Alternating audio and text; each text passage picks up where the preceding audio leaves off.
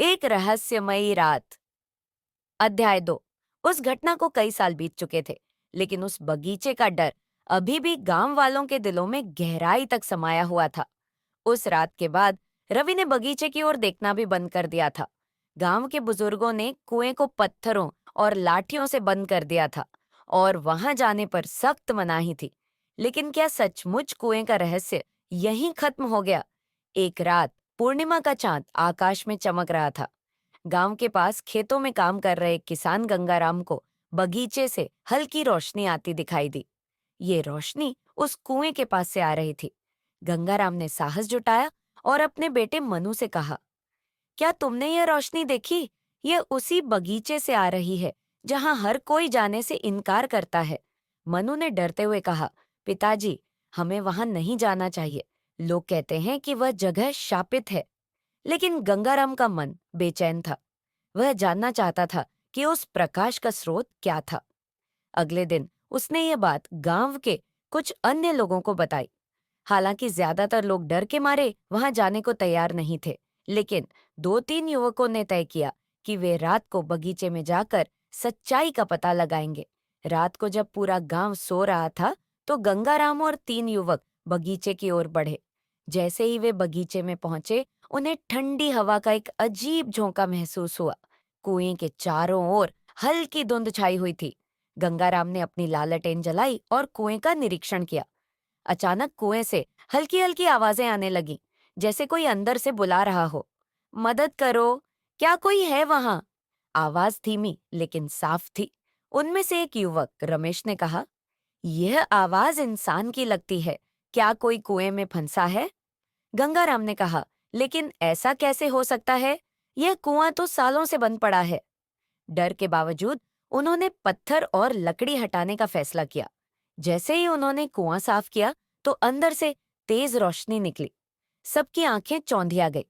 रोशनी के बीच उन्हें कुएं के अंदर कुछ अजीब सा नजर आया। यह कोई साधारण कुआं नहीं था। वह नीचे की ओर एक गहरी सुरंग की तरह खुलती थी और सुरंग के अंदर चमचमाती शीशे जैसी दीवारें थीं। यह कोई साधारण कुआं नहीं है, गंगाराम फुसफुसाए। यह तो किसी रहस्यमयी दुनिया का दरवाजा मालूम होता है।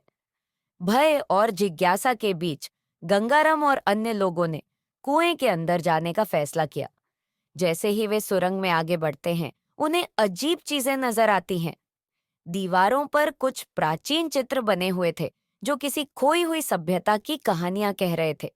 वहां कुछ पुराने उपकरण भी रखे हुए थे, जो बहुत उन्नत तकनीक के लग रहे थे। रमेश ने कहा, यह एक वैज्ञानिक प्रयोगशाला जैसी जगह लगती है। लेकिन जैसे ही हम सुरंग के अंदर गए, तो माहौल बदलने लगा। हवा भारी हो गई और चारों ओर अजीब अजीब आवाजें गूंजने लगीं। अचानक उसकी लालटेन बुझ गई। घोर अंधेरे में उसे अपने चारों ओर किसी अदृश्य शक्ति का एहसास हुआ। वह शक्ति उनसे बात नहीं कर रही थी, लेकिन ऐसा लग रहा था जैसे वह उनकी हर हरकत पर नजर रख रही हो। गंगाराम ने डरते हुए पूछा, तुम कौन हो? क्या यहाँ फंस गए हो? तभी एक गहरी गंभीर आवाज हवा में गूंजी, यह जगह इंसानों के लिए नहीं है।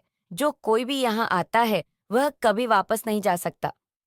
डर से कांपते हुए गंगाराम और युवक ने सुरंग से बाहर निकलने की कोशिश की, लेकिन जैसे ही वे वापस मुड़ने लगे, तो सुरंग बंद हो गई। हम फंस गए हैं, मनु ने चिल्लाते हुए कहा।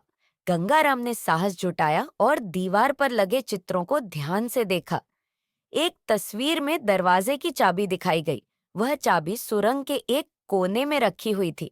गंगाराम ने चाबी उठाई और एक पत्थर के ताले में डाल दी। ताला खुलते ही सुरंग की दीवारें चमक उठीं और एक दरवाजा दिखाई दिया। गंगाराम और उसके साथी किसी तरह उस दरवाजे से बाहर निकलने में कामयाब रहे।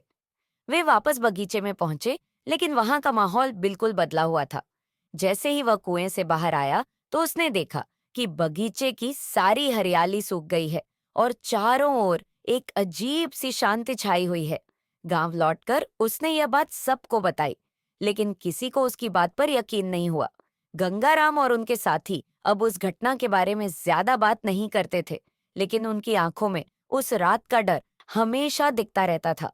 क्या वह सुरंग सचमुच किसी प्राचीन सभ्यता का हिस्सा थी, या यह किसी अदृश्य शक्ति का ठिकाना था ग्रामीण आज भी उस बगीचे से दूर रहते हैं, लेकिन कभी-कभी पूर्णिमा की रात को वहां से आती रोशनी और आवाजें अभी भी संकेत देती हैं कि कहानी अभी खत्म नहीं हुई है।